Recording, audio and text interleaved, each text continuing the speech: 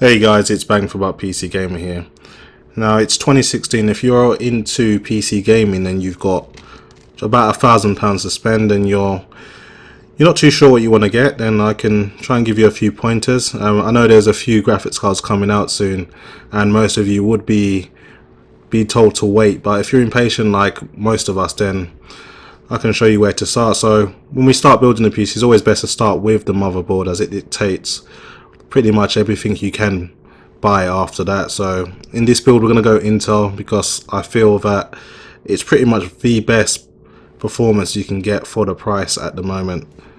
So I want to go with the Skylake motherboard because we're going to go with the Skylake CPU. Now they are pretty pricey, but so I'm going to try and pick something that will do a decent job. It's not going to be too high end, but this is one of the areas you can afford to save a bit of money. So we're going to go for the Gigabyte Gaming K3. Looks really nice. It can support SLI and Crossfire. So that's pretty much got everything you need, and it looks pretty sharp as well. That goes in for about £99.95, which is a decent price. Now that I've got my motherboard, I'll move on to the CPU. And we're going to go with the Intel i5 6600K. This at the moment is definitely the bang for buck processor, as it does pretty much outperform the 2600K, which is an i7 of the older generation. Great minimum frames per second, and does have the advantage even over some of the newer i7s depending on the game. So definitely going with that. Now we can move on to memory. Now the only drawback is you have to go with DDR4, but the price has come down recently, so it's not too bad anymore. I would recommend going with 16 gigabytes. Most people will tell you to go with 8, but things are moving on and games are starting to use more system memory, so just save yourself the headache and get 16 gigabytes now and don't need to worry about it later. As you can see, you can get quite a decent price as well. £80 for this Ballistic Sport Edition, 2400 megabytes quad channel kit. Can't go wrong with that silver color scheme, so it's quite universal. Shouldn't affect your build too much. So we've got the motherboard, we've got the processor, and we've got the memory out the way. So now we can move on to something a bit more juicy, like the GPU. And when it comes to the GPU, you obviously got two brands to choose from, that's AMD or Nvidia, and I think when it comes to value, AMD does give the best option, and right now you are not going to get a better deal than the AMD R9 Nano.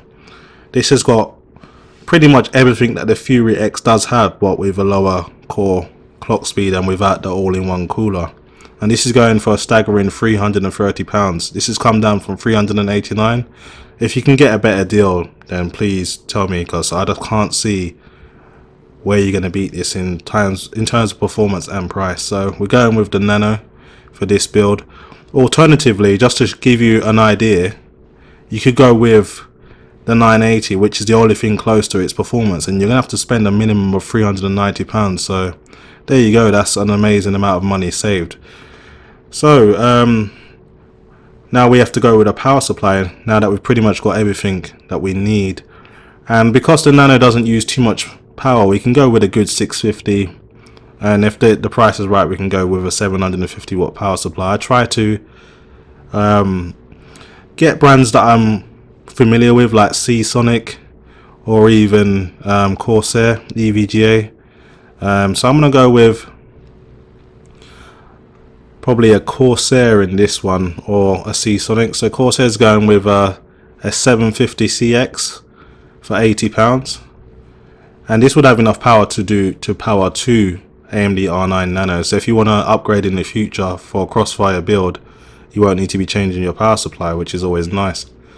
So it is fully modular. It looks pretty good as well, so it's a good deal, and it should keep your build pretty nice and clean. Okay, now we can move on to buying a case. and that's something obviously subjective to yourself, but just for the sake of the build, I'll pick out a case and I'll move on. So we can go with a full tower or MIDI tower. I think I'll go with a MIDI tower because the build is not that big and we're not doing any crazy water cooling solutions either. So I'm quite a Corsair fanboy when it comes to cases. I don't mind admitting that. So I'm only choosing from Corsair. Sorry if that upsets a few people. And I'm going to go with the Carbide series and the Spec 01. It's got a full window. It's got decent cable management as well. That looks pretty sharp if you ask me. You can mount a 240mm radiator at the top or at the back, or 120 or 140 at the back. That's pretty much all you need. You don't need much more than that. So that's going in the basket. And now we can move on to storage. I think with every modern PC nowadays you have to have an SSD as your boot drive, what holds your operating system, so you have all that sharp, snappy response time, and then you just have a mechanical drive as your storage and just for those really big games. So I think you should have a minimum of 250 gigabytes or 240 for your storage, because you want to install some applications and maybe one of your favorite games at a time. So I'm going to go with this Crucial BX200. It's a good price as well, under £60, you can't beat that. And then we'll go for a 1TB or storage drive. So Seagate's been having quite a lot of bad press about their failure, so we're going to avoid Seagate for now. We'll go with something like a Toshiba. So we can get a 1TB for £38, 32MB cache, and 7200 RPM spin. So it's basic mechanical hard drive. And now, because we've bought the i5K series, the whole point of that was so we could overclock, and to get the most out of overclocking you are going to need to have a decent aftermarket cooler. So we're going to go with one of the Corsair all-in-one coolers. Obviously you can go with another brand, but I'm trying to keep the build slightly uniform. We've got Corsair case, Corsair cooler will go nice as well, so you know you have no compatibility issues when installing. So we're going to go with the Hydro H60 version 2. This is I think it's a 120mm radiator. I'm not too sure yet. It's a 120mm radiator. It's got a grey fan. You can obviously swap that out for something different if you wish. And it looks pretty good, so it shouldn't have any compatibility issues. It does support socket 2011, 1150, 1366, AM2 and AM3. So we're going with that, and as you can see now, that's pretty much everything in our build, and we spent a grand total of £998. So what I'm going to do now is just quickly run you through the parts. So we went with the Gigabyte Z170 Gaming K3 motherboard. That came in at £99.95. The Intel i5 6600K.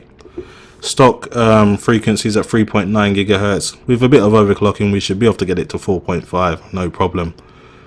We went with a 16 GB kit of Ballistic Sport DDR4 quad channel memory at 2400 MHz. £80 basically. I just don't believe in going with 8 GB anymore. We need to give yourself a bit of room to breathe and not just getting the bare minimum, especially when you're spending about £1,000 on the system. The R9 Nano from AMD for £330, pretty much the performance of a GTX 980 or above, depending on if you put a bit of overclocking in. You're not going to get a better price than that. The Corsair CX 750W will power this system easily with room to breathe. You could probably power 2 R9 Nanos with this, so a bit of room to upgrade as well. Obviously with the Corsair Carbide series Spec 01, it's a tower that will do a job, decent airflow, full tower, or it's got a full window, as I said before. It's something that you might like, or you can always swap it out for something similarly priced.